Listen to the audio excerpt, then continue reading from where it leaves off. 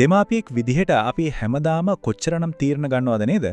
ඒ අතරින් වැදගත්ම දේ තමයි අපේ දරුවට හොඳම දේ දෙන එක.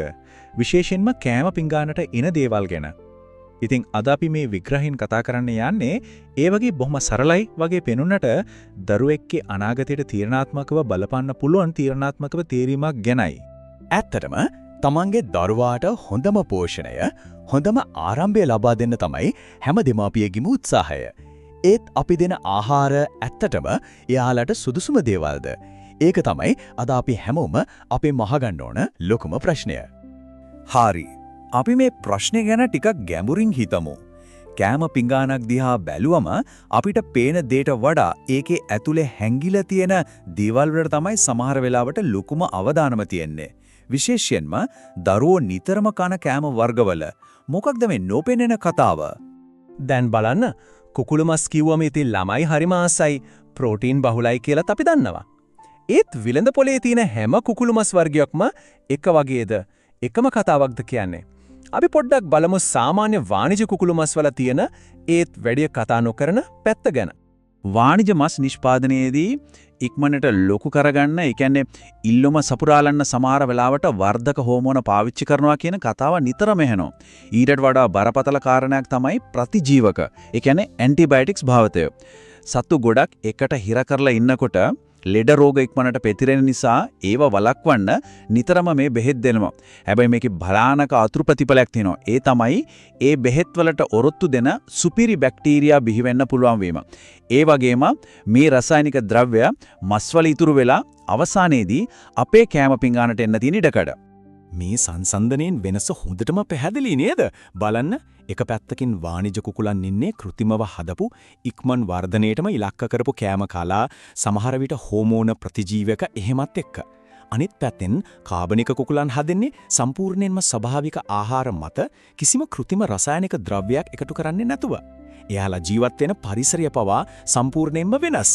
නිදහසේ ඉන්නවා. ඉතින් අර කලින් අපි කතා කරපු ගැටලු වලට විසඳුමක් විදිහට තමයි කාබනික හෙවත් ඕගැනික් කියන සංකල්පය ඉස්සරහට එන්නේ. ඇත්තටම මේ වචනය පිටිපස්සේ තියෙන්නේ ස්වභාවිකත්වයේ සහ පිරිසිදු බවේ ලොකු පොරොන්දුවක්. අපි බලමු ඒක හරියටම මොකක්ද කියලා. හරිම සරලයි.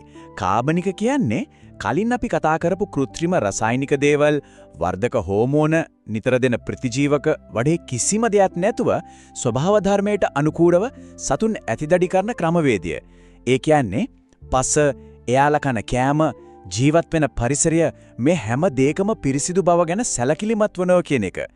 ඉතින් මේ ක්‍රමයේ වාසිය මොකද්ද? හිතන්න, සතුන්ට 100%ක්ම ස්වභාවික ආහාර ලැබෙනවා. අහිතකර රසායනික දේවල් එයාලගේ ශරීරයට ඇතුල් වෙන්නේ නැහැ. ඉතින් ඒකේ ප්‍රතිඵලයක් විදිහට අපිට ලැබෙන මස්වල පෝෂණ ගුණයත් ඉහළ යනවා. ඒ කියන්නේ පිරිසිදුකමයි, නියම පෝෂණයයි අත්වැල් බැඳගෙන තමයි එන්නේ. අපි මේ හැමදේම කතා කරන්නේ එකම අරමුණක් වෙනුවෙන්. ඒ තමයි අපේ දරුවන්ගේ නිරෝගීකම. අපි කරන මේ තෝරගැනීම දරුවෙන්ගේ වර්ධනයටයි අනාගතයටයි කොයිතරම් තදින් බලපානවද කියලා අපි ඊළඟට බලමු. මේ කාර්යයට ශක්තිමත් ගයක් හදන්න හොඳ අත්තිවාරමක් දානවා වගේ වැඩක්. පිරිසිදු ආහාර කියන්නේ දරුවෙගේ මොළයේ නිරෝගී වර්ධනයට නැතුවම බැරි දෙයක්. ඒ වගේම තමයි පිටින් එකතු වෙන රසායනික දේවල් නැති නිසා දරුවාගේ ස්වභාවික හෝමෝන පද්ධතියේ සමබරතාවය හොඳටම ආරක්ෂා වෙනවා. මේ හැම දෙයකම ප්‍රතිඵලය තමයි ලෙඩ රෝග වලට ඔරොත්තු දෙන ශක්තිමත් ප්‍රතිශක්තිකරණ පද්ධතියක් ගොඩනැගෙන එක. ඇත්තටම කියමනක් තියෙනවනේ, ලොකුම ධනය සෞඛ්‍යයි කියලා. අපේ දරුවන්ට නම් මේක 100%ක්ම ඇත්ත. අපේ යාළට දෙන හොඳම දායාදිය තමයි නිරෝගීකම. අපි කරන මේ තෝරා ගැනීම ඒ වෙනුවෙන් කරන ලොකු ආයෝජනයක්. හරි, දැන් අපි දන්නවා කාබනික ආහාරවල තියෙන වාසි ගැන. ඒත් වෙළඳසැලකට ගියාම කාබනික කියන ලේබල් එක පිටිපස්සේ ඇත්තටම තියෙන්නේ මොකක්ද කියලා අපි කොහොමද හරියටම දැනගන්නේ? විශ්වාසවන්ත තේරීමක් කරන්න අපිට මඟ පෙන්වන කරුණු මොනවද? ඉතින් කොහොමද අපි මේ විශ්වාසය තියන්න පුළුවන් කාබනික් නිෂ්පාදන තෝරගන්නේ? වෙළඳපොලේදී අවධානය යොමු කරන්න ඕන ප්‍රධාන කරුණු කීපයක් තියෙනවා. අපි දැන් බලමු ඒ මොනවද කියලා. මුලින්ම පිළිගත් කාබනික සහතික ලාංඡන, ඒ කියන්නේ සර්ටිෆිකේෂන් ලෝගෝස් ගැන අවධානයෙන් ඉන්න.